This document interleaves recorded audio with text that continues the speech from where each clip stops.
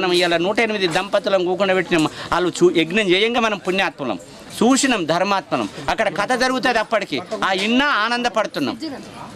ఆనందపడుతున్నాం. చెప్పినోళ్ళు ధన్యులే, ఇన్నోళ్ళు ధన్యులే, చూసినోళ్ళు ధన్యులే, కథ ఇన్న వారికి నీళ్ళు ఇచ్చిన వాళ్ళు కూడా ధన్యులే.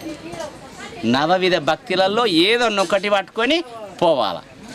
తినబడదు అయితే అందరు కూడా మన నిజామాబాద్ జిల్లా అందరూ కూడా తరలి వచ్చి ఆ జ్ఞానాన్ని అందుకున్నాలని మీ అందరికీ చాలా చాలా అనుగ్రహం కోరుతున్నా. ఈశ్వరుడి యొక్క అనుగ్రహం కూడా ఎప్పుడు నిరంతరంగా ఉండి ఈ కార్యక్రమం ఇవాళకి ఇదవుతుంది. ఇప్పుడు మనకు శివపురాణం 3 గంటల నుంచి ప్రారంభమవుతుంది. మరి ఈరోజు, రేపు, ఎల్లుండి రాత్రి మళ్ళా శివరాత్రి నాడు మహా నిశ్చిత పూజ కూడా ఇక్కడ అవుతుంది. అందరూ కూడా మంచిగా కూకొని దర్శనం చేసుకోవచ్చు. ప్రశాంతంగా మన జీవితం ధన్యం చేసుకున్నాలని మీ అందరికీ ఆశిస్తూ, మరి చుట్టుముట్టున్న యొక్క మీడియా మిత్రులందరూ కూడా కవర్ చేస్తున్నారు. చాలా చాలా ధన్యవాదాలు.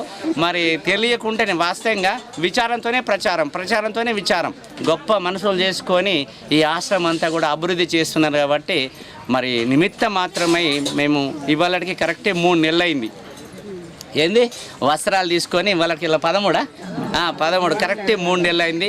హంపి విరూపాక్షుల యొక్క పాద పద్మములతో వారి వస్త్రాలు తీసుకున్నాం. కాబట్టి ఈ ప్రపంచంలో ఎలాంటి సంబంధం లేకుండా మనం ప్రయాణం అవుదామని నిర్ణయం తీసుకున్నాం. కాబట్టి మీరు మళ్ళీ అయితే మారదు అట్లా కాదు. మీరందరూ కుటుంబాన్ని పోషించుకుంటూ ధర్మాన్ని మీరందరూ ఉంటేనే మేము ఉంటాం.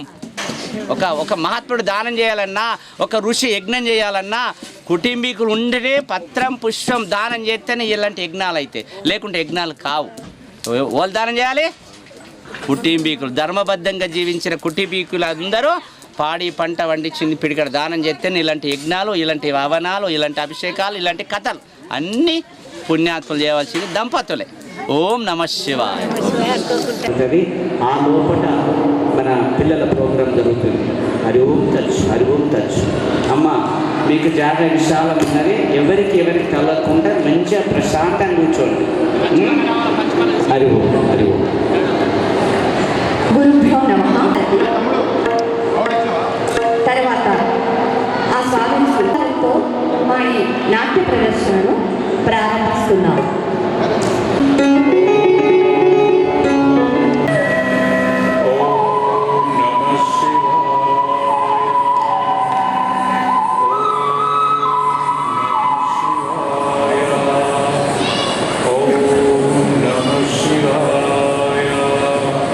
శ్రీ గురుభ్యో నమః.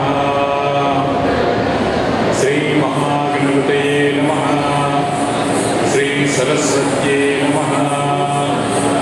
శ్రీ అరుణాచల శివాయ నమః. శ్రీ కేదారేశ్వరాయ నమః. ఓం నమః శివాయ.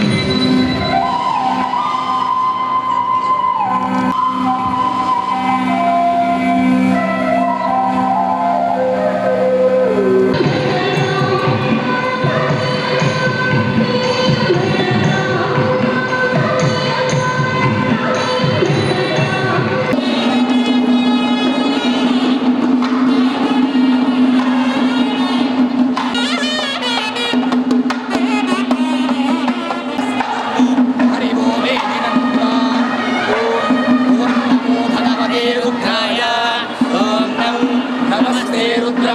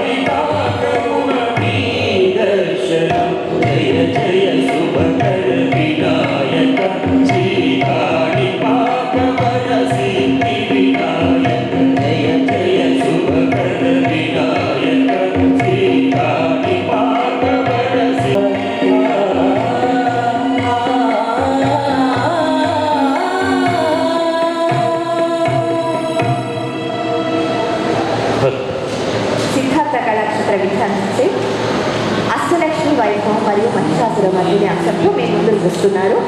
మీకు నా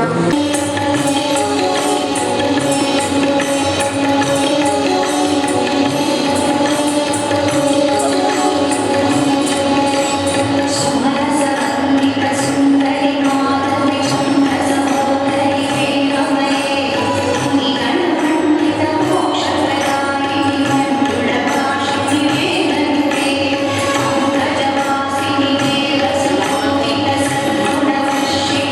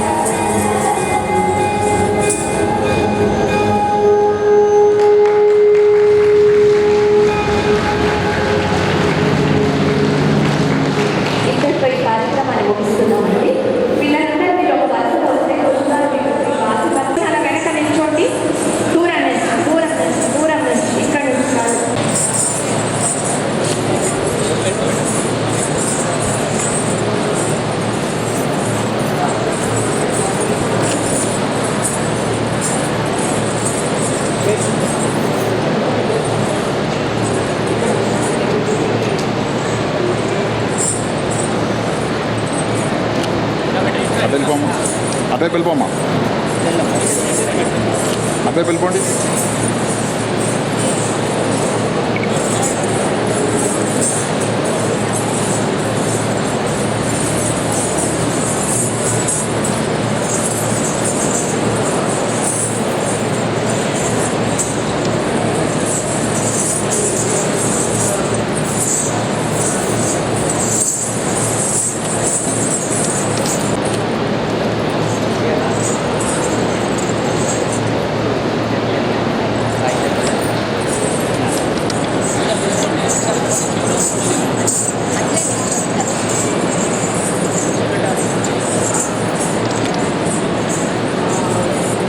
గ్రూప్ నుంచి ఉన్నామా, పక్కకి రండి.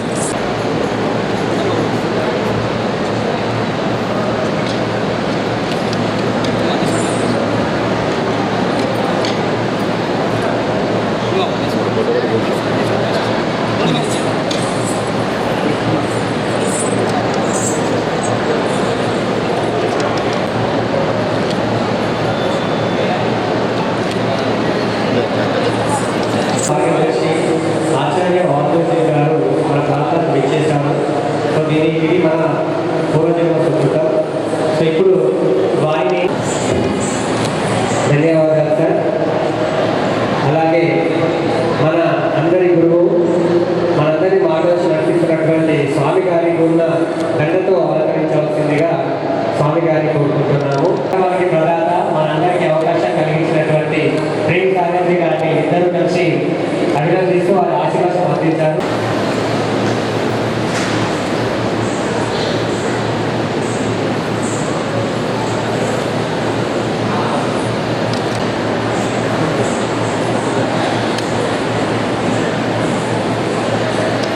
స్వామీజీ ప్రారంభం చేసినట్టు ఎవ్వరూ మధ్యలో మాట్లాడారు.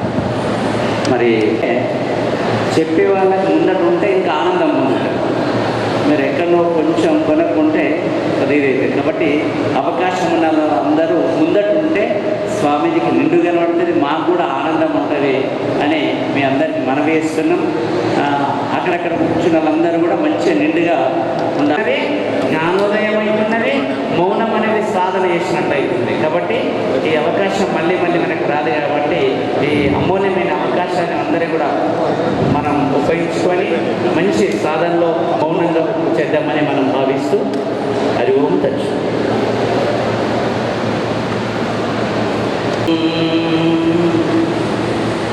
వందే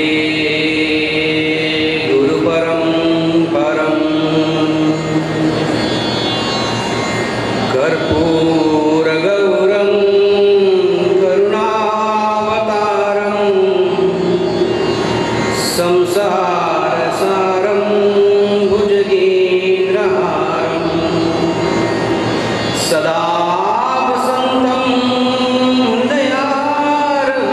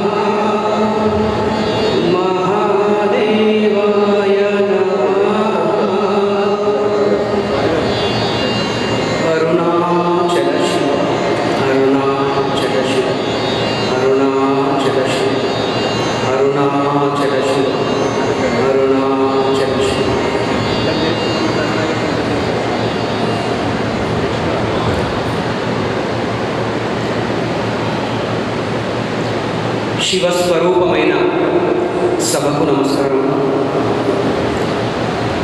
కొన్ని కోట్ల మంది జనాల సృష్టిలో ఉన్న ఈరోజు మీరందరూ ఇక్కడ ఉన్నారంటే మీరు కొన్ని కోట్ల జన్మలలో చేస్తున్న పూర్వజన్మ పురుషుద్ధం ఇది.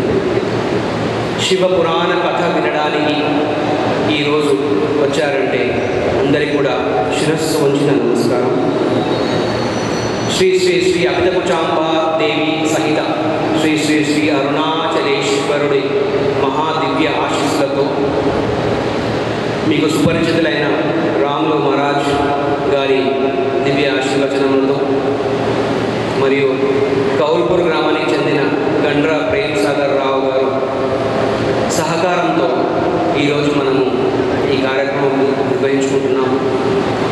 శివ మహాపురాణము మన ప్రాంతాలలో చాలా తక్కువగా చేస్తూ ఉంటాము. ఒక దాదాపు డిసెంబర్ మాసంలో అనుకుంటాను ప్రేమ్ సాగర్ గారు ఒక భవ్యమైన అయ్యప్ప స్వామి బడి పూజ కార్యక్రమం చేయడం జరిగింది. అప్పుడు ఆ కార్యక్రమం చూసిన వెంటనే అంత భవ్యంగా అంత భారీగా చేశారు కదా, ఇలాంటి కార్యక్రమము శివమహాపురాణం కూడా ఇలాంటి కార్యక్రమంలా చేస్తే ఎంత బాగుంటుందో అని చాలా మురిసిపోయాను. మరుసటి రోజు ఆయనతో ఫోన్లో మాట్లాడుతూ నందిపేటలో మీ గ్రామంలో కానీ ఇలాంటి శివమహాపురాణము శివరాత్రికి చేస్తే బాగుంటుందని చెప్పి అడిగాను. ఉత్తర క్షణంలో ఆయన అసలు ఏమీ ఆలోచించకుండా ఖచ్చితంగా చేద్దాము అని చెప్పిన వెంటనే రాములు మహారాజు గారితో మాట్లాడడం జరిగింది. దాని ఫలస్వరూపమే మనం ఈరోజు ఇక్కడ కూర్చొని శివమహాపురాణం వినే భాగ్యం కలిగింది. అందరూ కూడా ఈరోజు యొక్క ప్రాధాన్యత ఏంటంటే ఈరోజు ఫాల్గుణ మాస కృష్ణపక్ష ఏకాదశి తిథి. ఫాల్గుణ మాస కృష్ణపక్ష ఏకాదశి తిథి ఈరోజు విజయ ఏకాదశిగా చెప్పబడుతుంది. స్కంద పురాణంలో ఈ రోజుకున్న మహత్యం వేరే. ఈరోజు మీరు ఏ కార్యక్రమం చేసినా కూడా, ఈరోజు ఏ కార్యక్రమం తలపెట్టినా కూడా దానికి విజయం అనేది ఖచ్చితంగా జరుగుతుంది. అది విజయ రూపంగానే ముందుకెళ్తుంది. విజయోస్మి అని సాక్షాత్తు శ్రీ మహావిష్ణువే దానికి ఆశీర్వాదం ఇచ్చేస్తారని స్కంద పురాణంలో రాస్తుంది. రాముడు ఎప్పుడైతే లంకపై యుద్ధం ప్రకటించి సముద్రం ముందు నిలబడి ఇంకా యుద్ధంలోకి మనం వెళ్ళాలి అని నిలబడినప్పుడు ఆ మహాసముద్రాన్ని చూసి రాముడు, అయ్యో ఇంత పెద్ద సముద్రాన్ని నేను ఎలా దాటుతాను, నేనంటే దాటేస్తానేమో కానీ నా వానర సేన ఇంత పెద్ద సేన ఎలా దాటేస్తుంది ఈ సముద్రం అని భయపడుతున్న రోజులలో ఆ రోజు ఇదే కృష్ణపక్ష ఏకాదశి ఫాల్గుణ మాసం తిథి. అదే రోజు ఈ రోజు. అలాంటి సమయంలో ఋషులు ఏం చెప్పారంటే మీరు ఈరోజు విజయ ఏకాదశి తిథి కాబట్టి ఈరోజు మీరు ఒక పొద్దు ఉంటూ ఈరోజు మీరు ఏకాదశి పూజ చేయండి. ఏకాదశి పూజ చేస్తే మీకు మార్గం లభిస్తుందని. ఆ రోజు మొత్తం కూడా ఋషుల సూచన మేరకు శ్రీరామచంద్రుడు ఆ ఏకాదశి తిథిని పురస్కరించుకొని ఆ రోజు ఆయన ఏకాదశి వ్రతం చేయడం జరిగింది. అదే విజయ ఏకాదశి. అందుకే ఆయనకు విజయము చాలా తేలికగా శ్రీరామచంద్రుడికి వచ్చిందంటే శ్రీరామచంద్రుడే ఈరోజు శ్రీ మహావిష్ణువుకి ముందుకెళ్ళి ఆయన నిగ్రహంతో పూజ చేసిన రోజు ఈరోజు మన విజయ ఏకాదశి. మళ్ళీ ఈరోజు అదే శ్రీరామచంద్రుడి పేరుతో ఉన్న మహారాజ్ గారు ఈరోజు మళ్ళీ మనకి అలాంటి అవకాశం కల్పించి అందరూ కూడా ఇక్కడ ఉన్న వాళ్ళందరూ కూడా ఆయనకు శిరస్సు వంచి నమస్కరించి మీకు ఈ అవకాశం కల్పించిన శ్రీరామచంద్రుడి తర్వాత మన అభినవ శ్రీరామచంద్రుడే రాములు మహారాజ్ గారు ఈరోజు మనందరికీ అవకాశం కల్పించారు. అన్ని కార్యాలు ఈరోజు మొదలుపెట్టిన ప్రతి కార్యము కూడా విజయం దిశగానే ఉరుకులు పరుగులు పెడుతుంది. అది శ్రీరామచంద్రుడి విజయ ఏకాదశి తిథి యొక్క విషయం. సంవత్సరంలో మనకి ఎన్నో ఏకాదశులు ఉంటాయి, కానీ ఫాల్గుణ మాసంలో ఉన్న 2 ఏకాదశులు చాలా చాలా ముఖ్యము. ఇప్పుడు ఈరోజు 13వ తారీఖు ఉంటుంది, ఇంకోటి 28వ తారీఖు. ఈ ఏకాదశిలో చేసిన అన్ని కార్యాలు కూడా విజయం దిక్కే వెళ్తాయి. అయితే ఈరోజు శివమహాపురాణము అనేది మేము 7 రోజుల కథ ఉంటుంది శివమహాపురాణం. ఈసారి 3 రోజులు కుదిరింది కాబట్టి పెట్టాము. శివమహాపురాణంలో 7 సంహితలు, 1,00,000 శ్లోకాలు మనకు మహర్షి వేదవ్యాసుడు అందించాడు. అందులో నుంచి పార్వతీదేవి విన్నవించినప్పుడు ఆయన ఏంటంటే, ఇన్ని 1,00,000 శ్లోకాలు మనం చదవడం కష్టం కదా, కష్టమా కదా, కష్టమే. అయితే ఇన్ని శ్లోకాలు కలియుగంలో మనుషులు ఎలా చదువుతారని చెప్పేసి ఆమె విన్నవించినప్పుడు ఆ శ్లోకాలని 24,000 శ్లోకాలకి కుదించడం జరిగింది. ఆ 24,000 శ్లోకాలు కుదించిన తర్వాత 7 సంహితలతో శివమహాపురాణము అనే ఒక మహాఖండము మనకు ఉపలబ్ధిగా వచ్చింది. ఇక్కడ ఏంటంటే మనకి సాధారణంగా 7 రోజుల శివకథ, 7 రోజుల శివపురాణం కథలో 14 అధ్యాయాలు, 14 పొద్దున సాయంత్రం కలిపితే 14 అధ్యాయాలుగా శివకథ మనము వినిపిస్తూ ఉంటాం.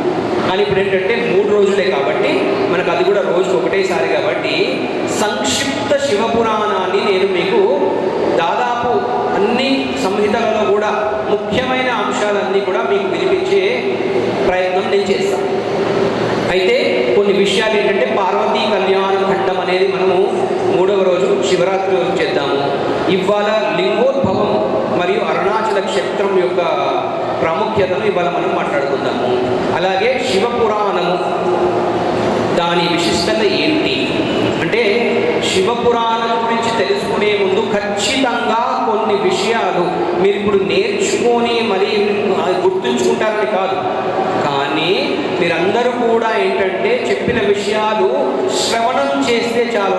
నేను కొంతమంది పేర్లు, కొంతమంది దేవతల పేర్లు, కొన్ని విషయాలకు సంబంధించిన పరిజ్ఞానం అంతా కూడా ఆ పదాలు నేను వాడుతూ ఉంటాను. ఆ పదాలు మీరు వాడుతూ ఉంటే విని మీ చెవిన పడితే అది మహాశ్రవణము. మహాశ్రవణము శివపురాణముతో చాలా చాలా మనకి భాగ్యం కలుగుతుంది. అయితే సనాతన ధర్మంలో మనకు అన్ని సమస్యలకి పరిష్కారం ఉంది. సనాతన ధర్మంలో అన్ని సమస్యలకు మన దగ్గర పరిష్కారం ఉంది. ఎడారి మతాలలాగా మనకు పరిష్కారం లేని మతం కాదు. మనకు సనాతన ధర్మంలో అన్ని సమస్యలకు పరిష్కారం ఉంది. కానీ మనము ఈశ్వరుడి పైన మనకు ధ్యానంతో ఉంటే, ఈశ్వరుడి పైన మనం నమ్మకంతో ఉంటేనే మన సమస్యలకు పరిష్కారం ఉంటుంది. ఈశ్వరుడి పైన నమ్మకం ఉండాలంటే ఏ సమస్య వచ్చినా కూడా, శారీరక సమస్య, మానసిక సమస్య కానివ్వండి, వ్యాపారపరమైన సమస్య కానివ్వండి, ఎలాంటి సమస్యలకు కూడా ఈశ్వరుడు మనకు సహకరించాలంటే ఈశ్వరుడిపై మనకు నమ్మకం కుదరాలి. ఆ నమ్మకం కుదరాలంటే మనము ఒక గురుస్థానంలో ఉన్న మనిషిని సంపూర్ణంగా నమ్ముకొని ఆ గురుస్థానంలో ఉన్న మనిషి చెప్పే పురాణాలు వినాలి. పురాణాలకి చాలా పెద్ద చోటు ఉంది మన సనాతన ధర్మంలో.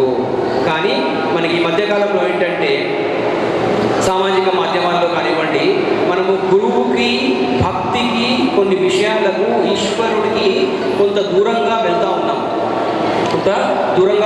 అది ఎందుకు అంటే సంసారం అనే మహాసాగరాన్ని మనం దాటలేక, ఈదలేక, కామక్రోధ మద మోహ వాత్సల్యములను మనం చేయలేక మనం ఈశ్వరుడికి, గురువులకు, గుళ్ళకు, గోపురాలకు మరియు సమస్తం ఈశ్వరుడికి సంబంధించిన అన్నిటికి కూడా మనం వెనకలపోతున్నాం. ఎందుకు? సంసారం వల్ల. అయితే జపాన్ దేశంలో ఈ మధ్య కోతుల పైన ఒక పరిశోధన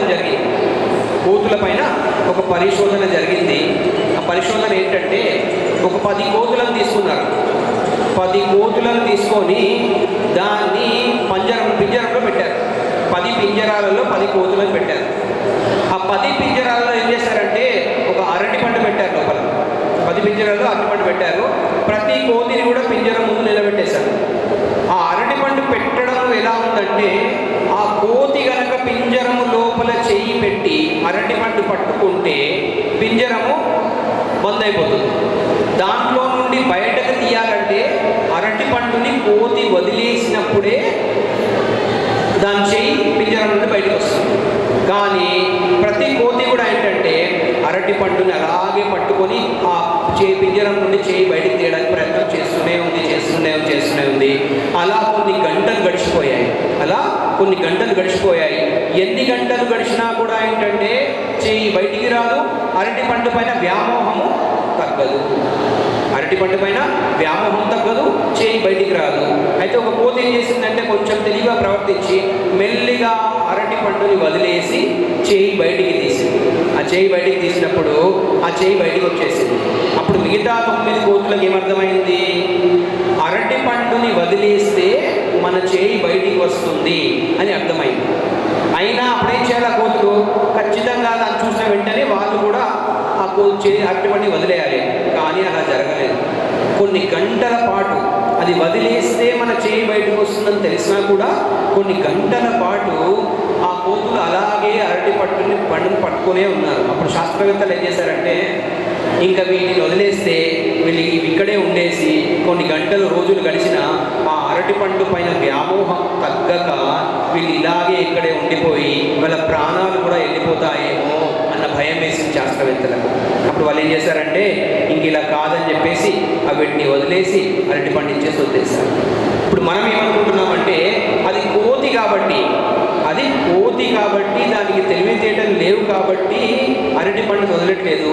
మనందరం కూడా ఆ కోతులలాగే ప్రవర్తిస్తున్నాము. ఎందుకంటే వానరులాగా మనం ప్రవర్తించడం వల్ల ఏంటంటే ఆ అరటి పండు మన జీవితంలో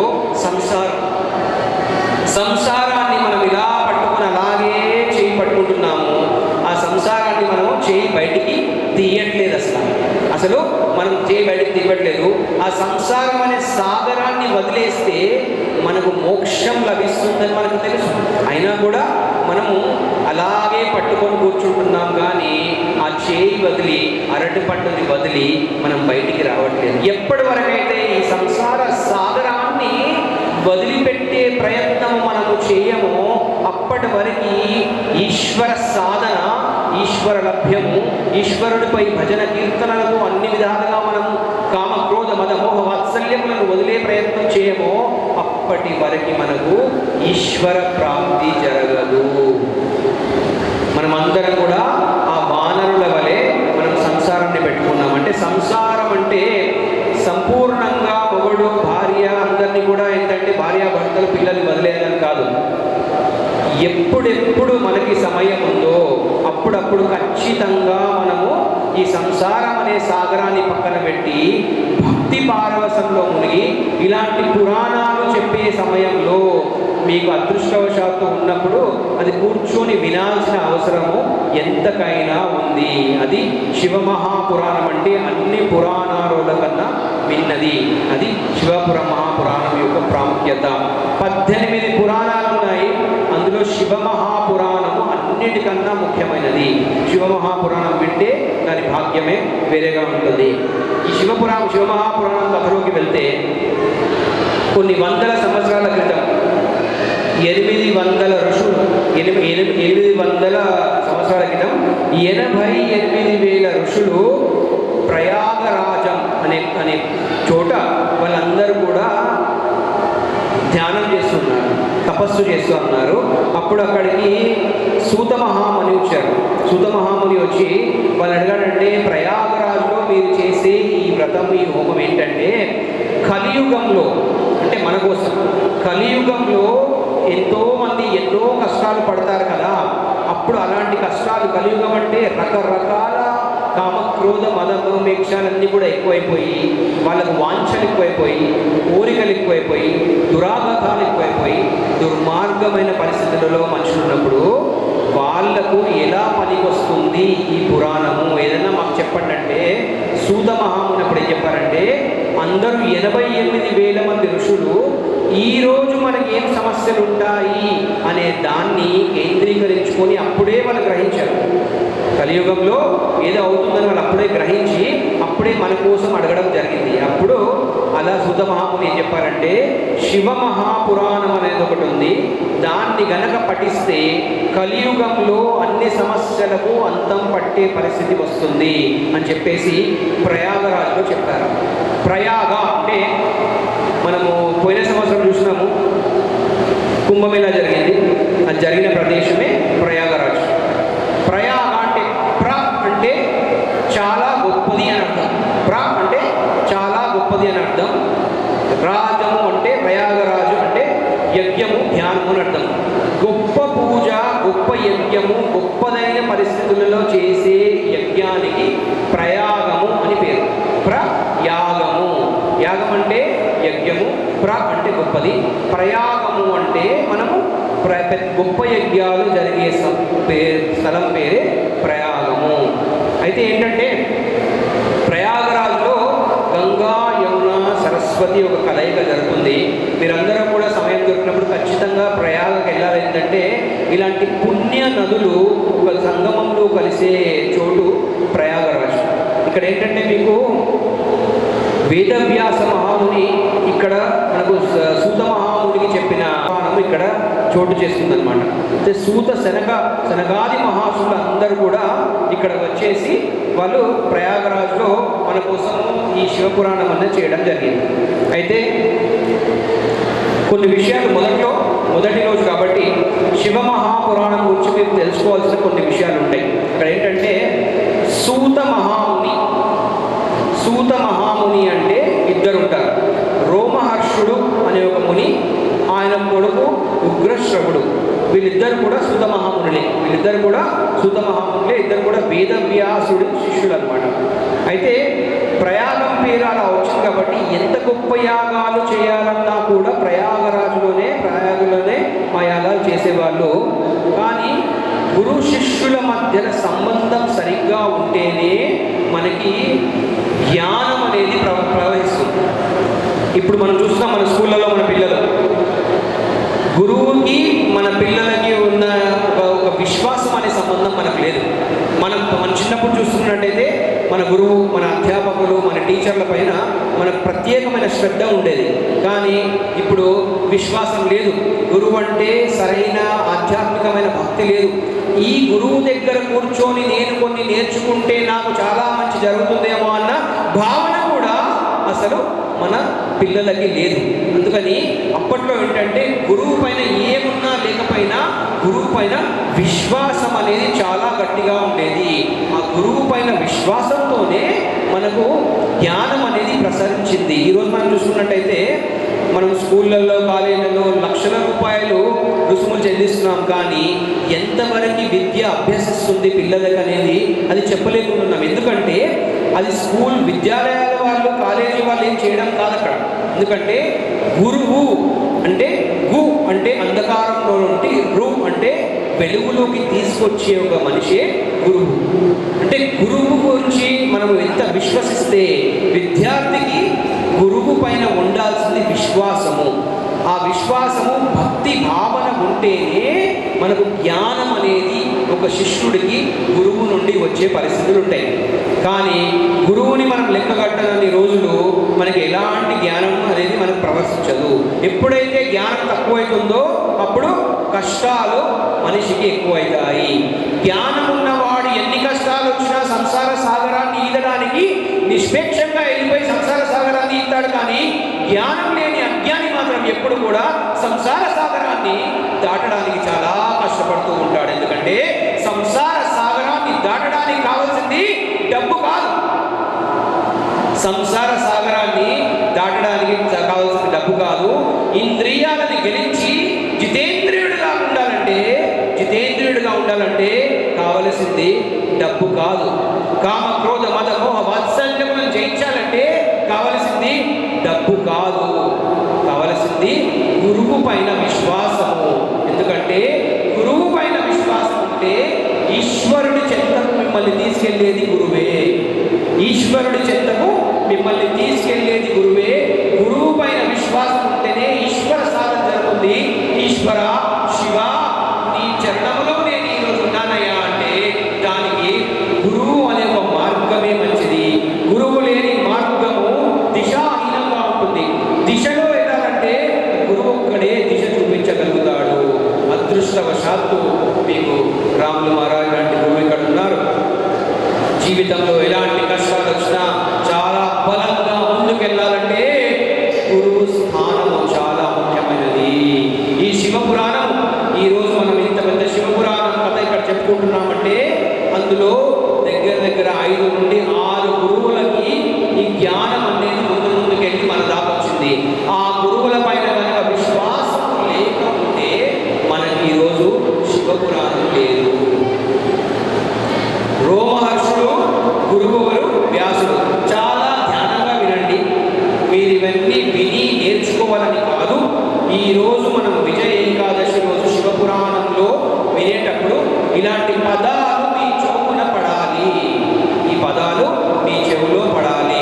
అప్పుడే దీని పుణ్యము పురుషార్థం మీకు తగ్గుతుంది.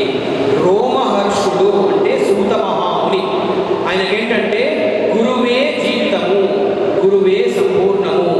వేద వ్యాసుని చాలా నిష్ఠగా నమ్మేవాడు రోమహర్షుడు.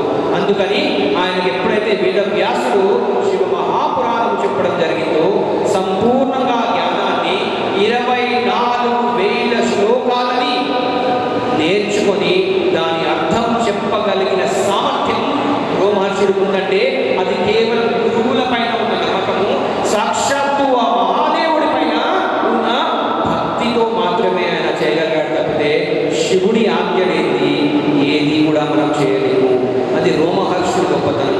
రోమహర్షుడి కొడుకు ఉగ్రశ్రవుడు. ఉగ్రశ్రవుడు ఏంటంటే 12 గంటల పాటు ధాటిగా, ఉగ్రశ్రవుడు 12 గంటల పాటు ధాటిగా శివ మహాపురాణం ఆపకుండా శ్లోకాలు చెప్పే ఒక సమర్థత ఉగ్రశ్రవుడికి ఉండేది. అది ఉగ్రశ్రవుడి గొప్పతనం. ఎప్పుడైతే భాగవత కథ, భగవద్గీత కథ, శివ మహాపురాణం ఇలాంటి కథలు ఎప్పుడైతే జరుగుతాయో శ్రవణం చేయడానికి మనలో శివస్వరూపులు లాంటి మీరెలా వస్తారో, తులసీదాస్ ఒకసారి కాశీలో చెప్పింది ఏంటంటే, ఒకసారి తులసీదాస్ కథ చెప్తున్నారు. రామాయణం రోజు కథకి 5-10 మంది వచ్చేవాళ్ళు. అప్పట్లో ఏంటంటే మహమ్మదీయుల రాజ్యం ఉండేది కాబట్టి కథ వినడానికి జనాలకి చాలా ఆంక్షలు ఉండేది. కాబట్టి తులసీదాస్ కథ వినడానికి పెద్దగా వచ్చేవాళ్ళు కాదు. రోజు 5-10 మంది 20 మంది వచ్చేవాళ్ళు, అంతే వినేసి వెళ్ళిపోయేవారు. కానీ 7 రోజుల కథకి ఒక వృద్ధ బ్రాహ్మణుడు మాత్రం రోజు వచ్చాడు. వృద్ధ బ్రాహ్మణుడు ప్రతిరోజు కూడా 7 రోజుల కథకి వచ్చి కథ మొదటి నుండి అంతం వరకు కూర్చొని విన్నవాడు ఒకడు ఉన్నాడు. అయితే తులసీదాస్ గారు చెప్తూ ఉంటే ఆఖరి రోజు కథ నేను చెప్పేది తులసీదాస్ గురించి. అంటే మన మొత్తం సృష్టిలో శాయశక్తుల రామాయణాన్ని ప్రతి ఒక్కరు ఈరోజు రాముడు మీకు తెలుసు, నాకు తెలుసు, అందరికీ తెలుసు అంటే మన భాషలో రాముడి గురించి చెప్పినది తులసీదాస్ ఒక్కడే. మన భాషలో, వాడుక భాషలో.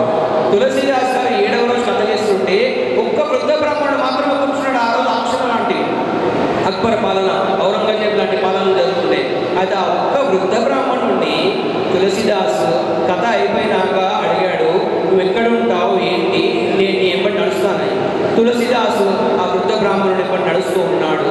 నడుస్తూ సరిగా చూస్తే తులసీదాస్ పక్కన ఆ వృద్ధ బ్రాహ్మణుడు చీకట్లో అంతర్ధానం అయిపోయాడు. ఆ వృద్ధ బ్రాహ్మణుడు కనిపించలేదు. అయితే తులసీదాస్ ఆ రోజు నిద్రలో కూర్చొని నిద్రించి పడుకొని ఉన్నప్పుడు కలలో ఆ వృద్ధ బ్రాహ్మణుడు వచ్చి చెప్పాడంటే, నాయన రాముడి కథ చెప్తుంటే ఎవరు వచ్చినా రాకపోయినా నేను మాత్రం ఖచ్చితంగా వస్తాను, నేనే ఆ హనుమని, నేను ఆ హనుమని అని చెప్పేసి ఎప్పుడు ఎక్కడ కథ జరిగినా ఎవరు వచ్చినా రాకపోయినా అది శివ మహాపురాణం కానివ్వండి, శ్రీరామాయణం కానివ్వండి, భగవద్గీత కథ కానివ్వండి, భాగవతం కానివ్వండి, ఖచ్చితంగా ఎవరు వచ్చినా రాకపోయినా ఈ ఆసనం పెట్టింది ఎందుకంటే హనుమ మాత్రము శివుడి కథ వినడానికి వస్తాడు. ఈరోజు మీతో, నాతో, మహారాజు గారితో అందరితో కూర్చొని కథ వింటున్నాడంటే అది హనుమనే వింటున్నాడు. మనతోటి అది చెప్పిస్తున్నాడంటే అది హనుమనే చెప్పిస్తున్నాడు. ఖచ్చితంగా హనుమ ఆసనం అది. హనుమ కోసం మన గురుస్థానం ఇక్కడ ఉంది. హనుమ ఆ ఆంజనేయ స్వామి మీ ఊళ్ళల్లో, మీ వాడలలో ఉన్న గుళ్ళ నుండి ఈరోజు ఆంజనేయ స్వామి వచ్చి ఇక్కడ కూర్చొని మన కథ వింటున్నాడు. ఎందుకంటే తులసీదాస్ లాంటి ప్రముఖులు కథలు చెప్తేనే జనాలు సన్నగిల్లిన రోజు, ఆ రోజు ఆంజనేయ స్వామి వచ్చి ఆ కథ విన్నాడు. ఈరోజు కూడా ఉంటుంది. కాబట్టి శివుడి పరమ శిష్యులలో ఒకడు ఆంజనేయ స్వామి. ఆయన కూడా ఈరోజు కథ వింటాడు ఖచ్చితంగా. ఇప్పుడు ఏంటంటే మనం శివపురాణంలో మీకు అర్థమైనా కాకపోయినా నేను మళ్ళీ చెప్పాను, కొన్ని పదాలను మాత్రం ఖచ్చితంగా ఇక్కడ వాడి మీ చెవులో వేయడం నా యొక్క బాధ్యత. లేకపోతే ఎందుకంటే ఈ కథకి న్యాయం చేసిన వాటిని నేను కాను. అందుకని పురాణాలు, ప్రవచనాలు రెండు వేరే విషయాలు. పురాణాలు ఏంటంటే పురాణం రీతిలోనే చెప్పాలి, ప్రవచనం వేరే రీతిలో చెప్పాలి. ప్రవచనం అంటే మీకు దానిపైన ఆసక్తి చెప్పే పద్ధతి ఒక్కటే. పురాణాలలో ఉన్న విశిష్టత, అందులో ఉన్న మనుషులు, దేవతలు, అందులో ఉన్న స్థానాలను ఖచ్చితంగా నేను ఆ పదాలు మీకు చెప్పడము నా యొక్క బాధ్యత. పురాణాలలో ఇంకోటి ఏంటంటే, మన దక్షిణ భారతదేశంలో అంతగా అలవాటు లేదు, కానీ మనం ఉత్తర భారతం వెళ్ళినప్పుడు ఏ పురాణం కూడా చెప్పినప్పుడు పురాణాలలో భజనలకి, కీర్తనలకి, భజన, కీర్తన, మనన, శ్రవణ, నిధి, ధ్యాసన, మళ్ళీ వినండి, భజన, శ్రవణ, కీర్తన, మనన, నిధి, ధ్యాసనని ఇవి చాలా చాలా ముఖ్యమైనవి. పురాణాలు వినేటప్పుడు భజనలను మధ్య మధ్యలో వింటూ వింటూ వింటూ మాత్రమే పురాణాలు వినాలి. అప్పుడే ఆ శివుడి యొక్క ఆవాహం మనకు జరుగుతుంది, అలాగే మనకు వస్తుంది. కాబట్టి మనం పురాణాలు వినేటప్పుడు భజన, కీర్తనలు ఖచ్చితంగా వినాలి. అందుకని ఈరోజు శ్రీ శ్రీ శ్రీ అభిదకుచాంబాదేవి యొక్క ఆశీస్సులతో మనము అరుణాచల క్షేత్రం నుండి వచ్చి ఇక్కడికి శివపురాణం చెప్పే భాగ్యం నాకు వచ్చింది. కాబట్టి మనము ఈరోజు యొక్క శివపురాణం స్థితిగతులను మొదలుపెట్టే ముందు ఒక అరుణాచల శివుడిది ఒక భజన. ఎందుకంటే కీర్తన ఉంటేనే, భగవంతుణ్ణి కీర్తిస్తేనే ఆ శివుడు మనకు అభయం ఇస్తాడు. కీర్తించండి ఆ శివుడు అభయం ఇయ్యడు. ఈ శివపురాణ కథ 3 రోజులు సాగాలంటే శివేచ్ఛ ఉండాలి. ఏదున్నా లేకున్నా శివేచ్ఛ ఉండాలి. శివేచ్ఛ ఉంటేనే మనము ఈ కథను ముందుకు తీసుకెళ్ళగలుగుతాము. అందుకని అరుణాచల శివని స్మరణము చేసుకొని మనము ముందుకెళ్దాము. ఒక చిన్న భజనతో మనము శివపురాణం సందిగ్ధంలోకి వెళ్దాం.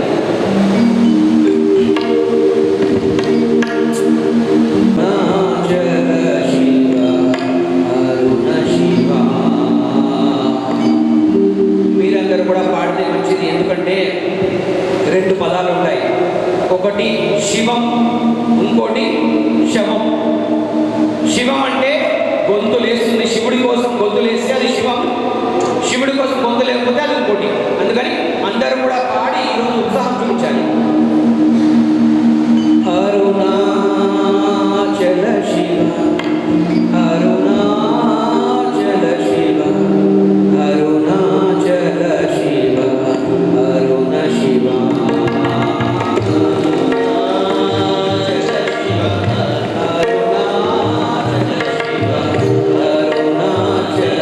శివ,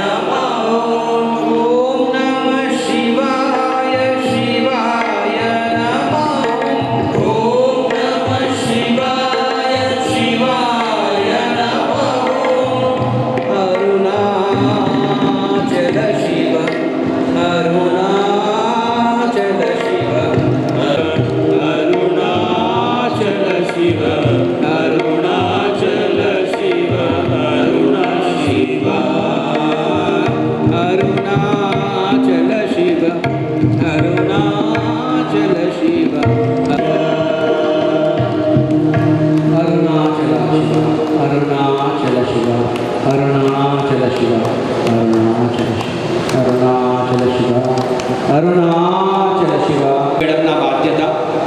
మొదటి గంటలో ఆ పదాలన్నీ కూడా మీ చెవులో వేసేస్తే తర్వాత నా బాధ్యత అయితే ఉండదు.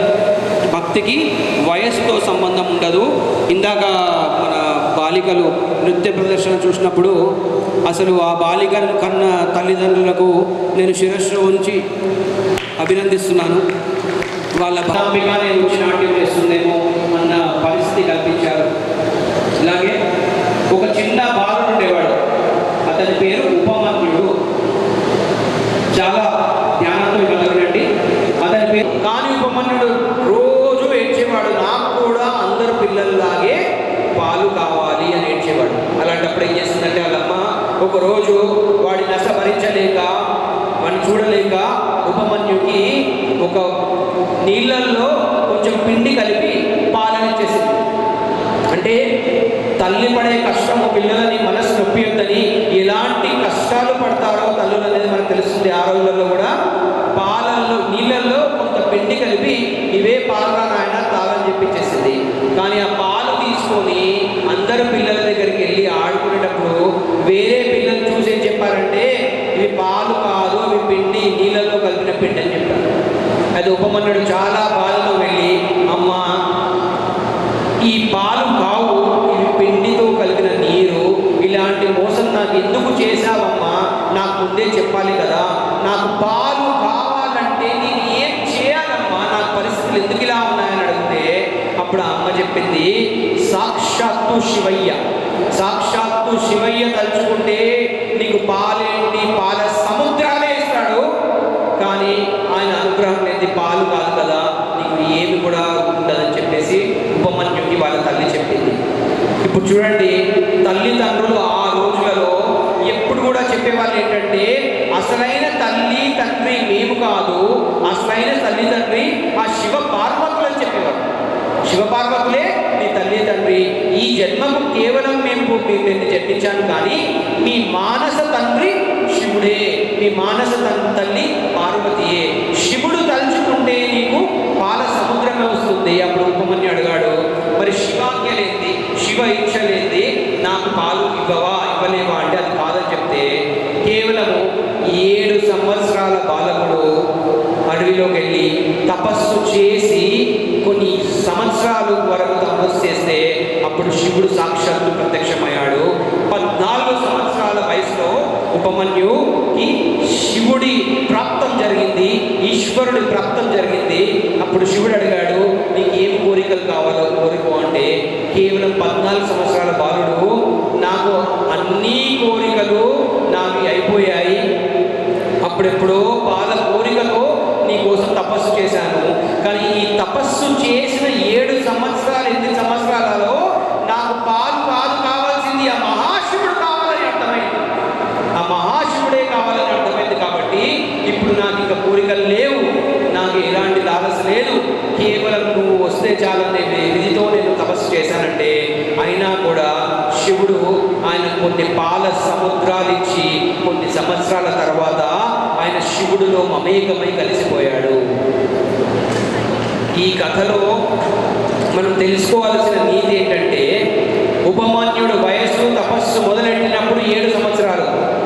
ఇప్పుడు ఈ మధ్యలో మనం చూస్తే మొత్తానికి ఏంటంటే మన తెలంగాణ తెలుగు రాష్ట్రంలో ఎక్కువ నడుస్తుంది.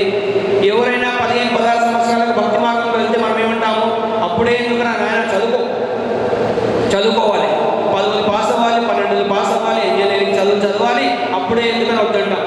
అలాగే నడి వయసు కూడా అయినప్పుడు 25 ఏళ్ళు అంటే లేదు లేదు ఉద్యోగం చేసుకోవాలి, పెళ్లి చేసుకోవాలి, పెళ్లి చేయాలి కాబట్టి అప్పుడే భక్తి వద్దంటాం. ఎవరైనా ఇంట్లో ఎక్కువగా భక్తి దీక్ష మాలల జోలికి వెళ్తా ఉంటే తల్లిదండ్రులకు ఒకలాంటి అనిశ్చితి వస్తుంది. మధ్య ఉందా, తల్లిదండ్రులకి అనిశ్చితి వస్తుంది, భయపడుతున్నారు, ఎందుకు ఇంతకాలం భక్తులు వెళ్తున్నాడు అని చెప్పేసి.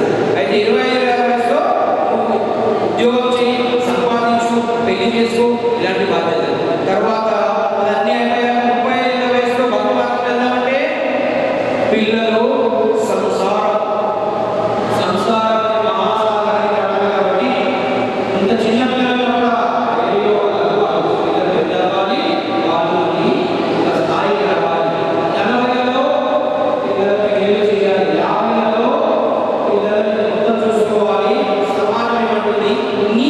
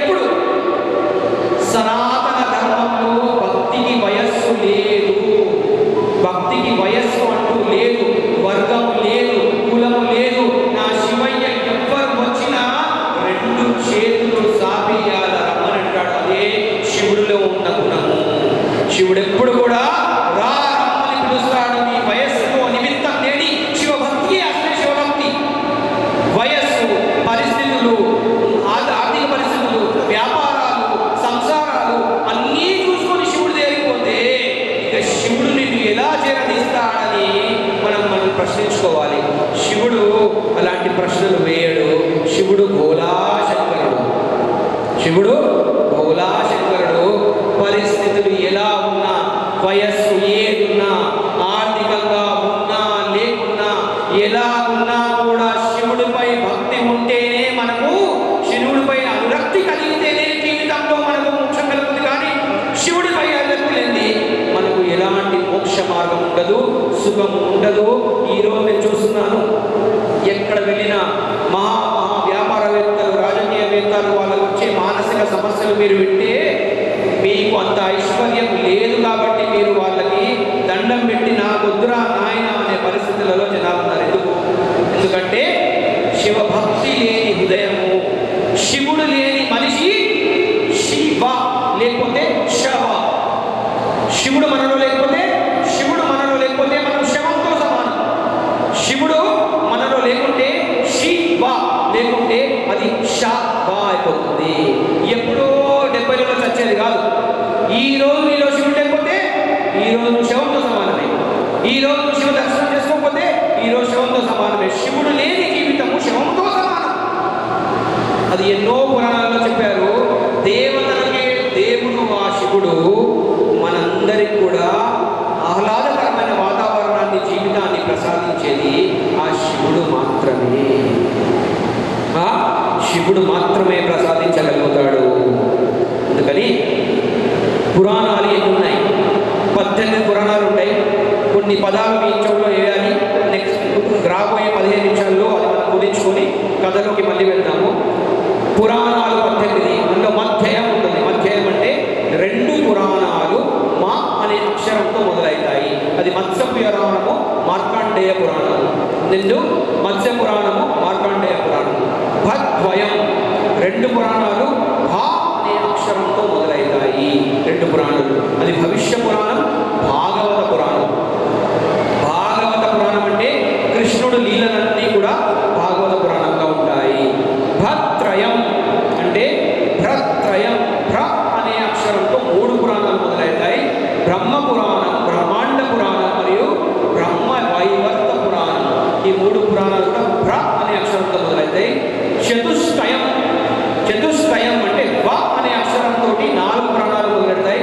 వాయు పురాణం, విష్ణు పురాణం, వామన పురాణం, వరాహ పురాణం. ఈ 4 పురాణాలు వ అనే అక్షరంతో మొదలవుతాయి. ఇంకా 6 పురాణాలు ఉంటాయి. అనాపలింగ పుష్కాని, అనాపలింగ పుష్కాని అనే 6 పురాణాలు ఉంటాయి. అవి ఏంటంటే, ఈ పురాణాల పేర్లన్నీ కూడా మీ చెవులో ఈరోజు పడాలి. విజయ ఏకాదశి శివపురాణం కథకు వచ్చారు. ఈ పురాణాలన్నీ మీరు నేర్చేసుకుంటారని కాదు, ఈ పురాణాలన్నీ పేరు మీ చెవులో పడితేనే మీకు ఆ పుణ్యం లభిస్తుంది. అంటే అనాపలింగ పుష్కాని అంటే అగ్ని పురాణం, నారద పురాణం, పద్మ పురాణం, లింగ పురాణం, గరుడ పురాణం, కూర్మ పురాణం, స్కంద పురాణం. ఇప్పుడు మీరు అంత శ్రద్ధగా విన్నారో తెలియదు కానీ ఈ 18 పురాణాలలో మీకు శివపురాణం వినబడిందా? శివపురాణం పేరు వినబడిందా? వినబడలేదు. ఎందుకంటే శివపురాణం పేరు, అసలు పేరు ఏంటంటే వాయు పురాణము. శివపురాణం పేరు వాయు పురాణమే శివపురాణము. వాయువు అంటే మనకు శ్వాస, వాయువు అంటే మనకు శ్వాస. డబ్బు లేకుండా బతకగలుగుతామా? బతకొచ్చు. వ్యాపారం లేకుండా బతకొచ్చు. సంసారం లేకుండా బతకొచ్చు. కామక్రోధ మోహ మద మోక్ష వాత్సల్యం లేకుండా బతకొచ్చు. నీరు లేకుండా కూడా ఒక్కో 2 రోజులు బతికే వాళ్ళు ఉంటారు. కానీ వాయువు లేకుండా, శ్వాస లేకుండా బతుకుతారా?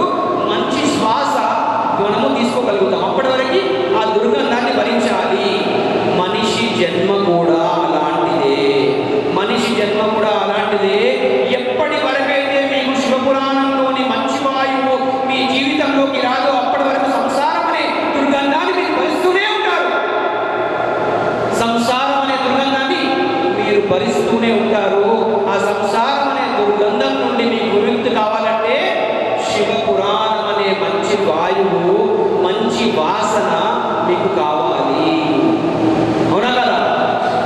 మంచి వాయువు కావాలా?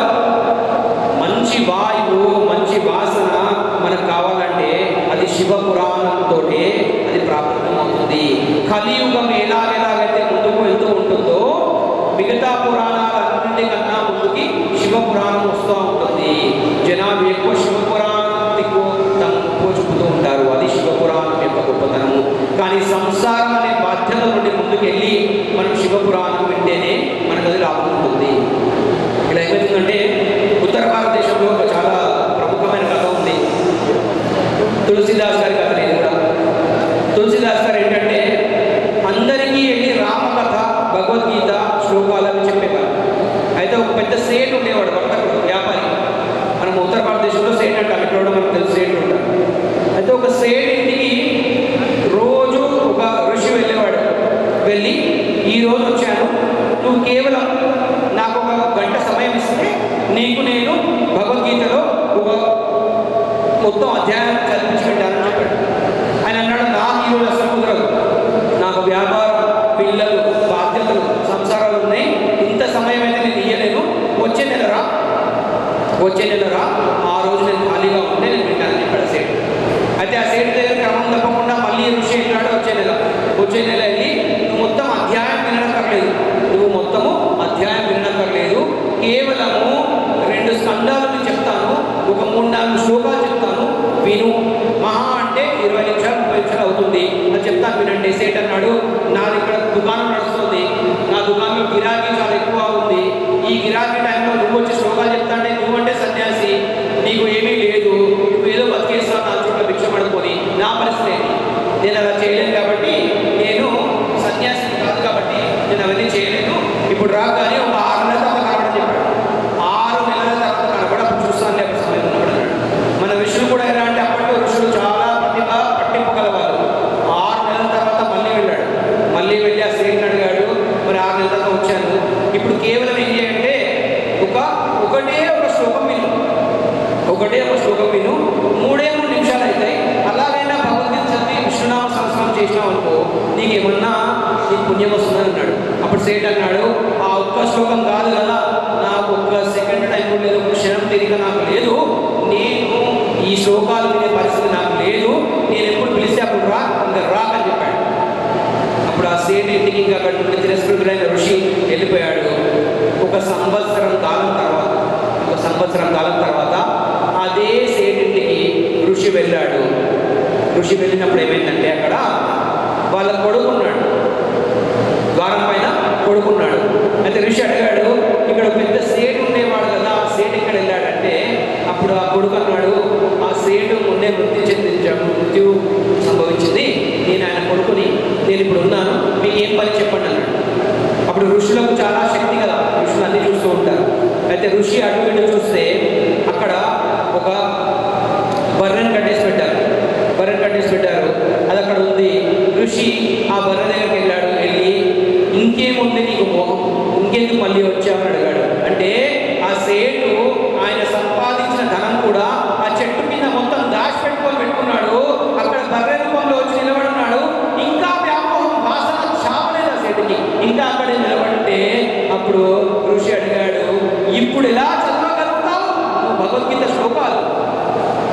అందరికీ నేను చెప్పడం ఏంటంటే, ఏ సృష్టిలో కొన్ని కోట్ల జన్మలున్నాయి, 84 లక్షల జీవరాశులలో భజన చేయగలిగింది, కీర్తన చేయగలిగింది, శ్రవణం చేయగలిగింది ఒక మనిషి జన్మ మాత్రమే. ఈ జన్మ లభించినప్పుడు మనిషి జన్మ యొక్క మూల లక్ష్యము ఈశ్వర సాధన మాత్రమే.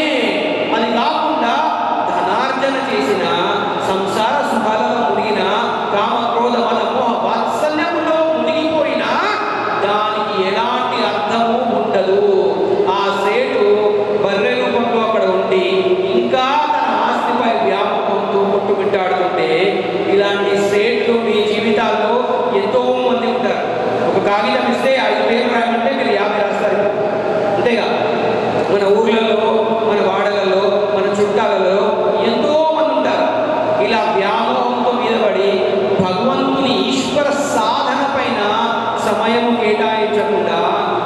చేసేవాళ్ళు ఎంతోమంది ఉంటారు. ఇలాంటి జీవితాలన్నీ వ్యర్థంగా పోతాయి. అందుకని మనిషి జన్మ ఉన్నప్పుడు, మనిషి జన్మలో మనము శారీరకంగా చక్కగా ఉన్నప్పుడు, ఉపమన్యు ఎలాగైతే 7 సంవత్సరాలకి శివ ఆరాధన మొదలుపెట్టాడో, మనం ఎప్పుడైనా కూడా మనము అది మొదలు పెడితేనే జీవితము ఒక గాడిలో పడుతుంది. హిందీలో ఒక నేను చెప్తూ ఉంటాను, బచ్పన్ బీతా ఖేల్ కూద్ మే, బచ్పన్ బీతా ఖేల్ కూద్ మే బరీ జవానీ ఖోయా, బచ్పన్ బీతా ఖేల్ కూద్ మే బరీ జవానీ ఖోయా, అబ్ క్యా పాయా నా రామ్ హై నా కృష్ణ హై అంటే మొత్తం కూడా చిన్నప్పుడు మొత్తం కూడా ఆటలు పాటలలో పోయింది. నడి వయసు మొత్తం సంసార సాగరం పిల్లలలో పోయింది. వృద్ధాప్యము అన్నీ మన కర్తవ్యాలలో పోయింది. 70 సంవత్సరాలు ఒక శ్లోకం చెప్పడానికి రాదు. శివకథలో ఒక 5 గంటలు కూర్చుందామంటే రాదు. శరీరము సహకరించని వేళ శివనామము ఎత్తుతే దానివల్ల లాభమేదరా శివ అని గోపీనాథుడు అనే ఒక పెద్ద ఋషి మాట్లాడితే అప్పటి కాలం వేరే, అప్పటి కాలం వేరే. గోపీనాథ్ అనే ఒక ఋషి ఉత్తర భారతదేశంలో, శివ నేను నా జీవితం మొత్తం ఇలాంటి పరిహాసము అక్కరకు రాని వేలాపనలో ప్రమాదాపనలో నేను నా జీవితం అంతా వ్యర్థం చేశాను. శివ నన్ను అనుగ్రహించయ్యా. ఓం నమః శివాయ మంత్రం చదవడానికి కూడా నా నోరు తిరగట్లేదయ్యా శివ అని కొన్ని సంవత్సరాల పాటు అలా మంచంపైనే పడుకుని తపస్సు చేస్తే చేస్తే చేస్తే ఎప్పుడో అంతిమ లక్ష్యంగా వచ్చిన శివుడు ఓం నమః శివాయ ఆ గోపీనాథ ఋషుడు పలికించాడు. ఈ కాలం అలాంటిది కాదు. మీరు అలా అయిపోతే మాత్రం మీకు అప్పుడు శివుడు వచ్చి మీతో పలికిస్తాడని మాత్రం ఎప్పుడు నమ్మకండి. ఎందుకంటే కలియుగంలో అలాంటి పూజలు లేవు, అలాంటి సత్యాలు లేవు, అలాంటి ఋషులు లేరు, అలాంటి త్యాగాలు లేవు, అలాంటి పూజలు లేవు, అట్లాంటి యాగాలు లేవు, అవన్నీ కూడా లేవు. కలియుగంలో ఉన్నది మాత్రం కలి అనే రాక్షస ప్రభావం మాత్రమే. అందుకని మనకు శివుడు అలా వచ్చి మనకు మంచం మీద పడిపోయినప్పుడు చావుకు దగ్గరగా ఉన్న రోజులలో మనకు ఆ ఓం నమః శివాయ మనకు పలికిస్తాడని మాత్రము మీరు అనుకోమాకండి.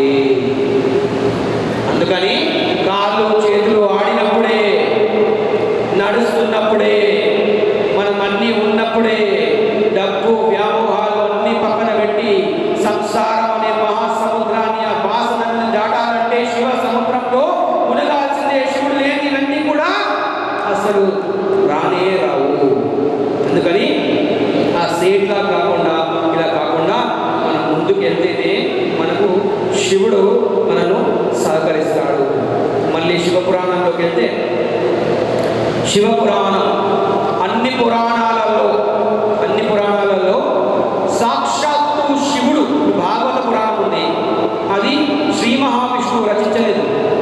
భాగవతం ఉంది, అది కృష్ణుడు రచించలేదు. ఎన్ని పురాణాలు ఉన్నా కూడా అవి వాళ్ళు రచించలేదు. కానీ శివ మహాపురాణం మాత్రం సాక్షాత్తు శివుడే రచించాడు. ఇప్పుడు చాలా ధ్యానంగా వినండి, ఈ ఒక్క నిమిషం మంచిగా వినండి. ఇది వింటే శివపురాణం యొక్క మూల లక్ష్యం ఏంటి, అది ఎలా వచ్చింది, మనం వింటే దాని పరిస్థితి ఏమిటని తెలుసుకోండి. మొట్టమొదటిసారిగా శివుడు ఈ శివ వృత్తాంతాన్ని, శివ మహాపురాణాన్ని నందీశ్వరుడికి మరియు సూర్యుడికి వినిపించాడు. నందీశ్వరుడికి మరియు సూర్యుడికి వినిపించాడు. ఆ సూర్యుడు నందీశ్వరుడు సనత్కుమారుడు. ఇవన్నీ పేర్లు మీరు గుర్తుంచుకోవాలని కాదు, రేపు మీ పరీక్షలు ఎవరు పెట్టరు, కానీ ఈ పదాలన్నీ మీ చెవులో పడాలి. ఇన్నిసార్లు చెప్తున్నానంటే దాని ప్రాముఖ్యతను మీరు అర్థం చేసుకోవాలి. సనత్కుమారుడు అంటే చతుర్ముఖ బ్రహ్మ యొక్క మానసపుత్రుడు సనత్కుమారుడు. చతుర్ముఖ బ్రహ్మ యొక్క మానసపుత్రుడు సనత్కుమారుడు. సనత్కుమారుడికి సూర్యుడు నంది కలిసి శివమహాపురాన్ని వినిపించారు. సనత్కుమారుడు ఎవరు వినిపించాడు? సనత్కుమారుడు యొక్క శిష్యుడు వేదవ్యాసుడు. వేదవ్యాసుడు వశిష్ఠ మహాముని, సప్త ఋషులలో వశిష్ఠ మహాముని అరుంధతి ఆయన భార్య. అరుంధతి వశిష్ఠ మహాముని మనవడు వ్యాస మహాముని. అయితే సనత్కుమారుడు వ్యాస మహర్షికి అందించాడు. వ్యాస మహర్షి ఎవరికి అందించాడు? నేను మొదట్లో చెప్పాను, రోమహర్షుడు, ఉగ్రశ్రవుడు, వీళ్ళిద్దరూ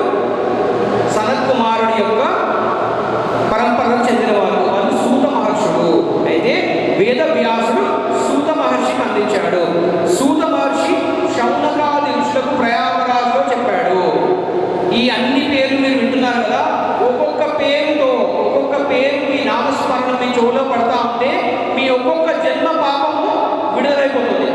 ఒక్కొక్క జన్మ పాపం విడుదలైపోతుంది. ఇది నేను చెప్పేది కాదు, నా సొంత కవిత్వం చెప్పాల్సిన దౌర్భాగ్యం నాకు లేదు. ఇది శివపురాణంలో స్కంద పురాణంలో రాసింది. ఈ ఋషుల పేరు మీరు వింటా ఉంటే ఒక్కొక్క జన్మలో మీకు పట్టిన పాపాలన్నీ తొలగిపోతా ఉన్నాయి. అయితే సనత్కుమారుడు సూత మహామునికి ఇది శివపురాణం చెప్పాడు. ఆ సూత మహాముని నుండి నాలాంటి వాళ్ళు శివపురాణం నేర్చుకొని రాములు మహారాజు లాంటి మన దివ్య ఆశీర్వాదంతో మీకు ఈరోజు చెప్పడం జరుగుతుంది. అయితే శివుడు నందీసూర్యుడికి చెప్తే, నందీసూర్యుడు సనత్కుమారుడికి చెప్తే, సనత్కుమారుడు వేదమహాముని చెప్తే, వేదమహాముని సుధ మహర్షికి చెప్తే, సుధ మహర్షి శౌనకాదులకు చెప్తే, శౌనకాదులు నేను నేర్చుకొని నాలాంటి చిన్నబోటి వాళ్ళు మీ దగ్గరకు వచ్చి ఈ శివపురాణం చెప్తున్నారంటే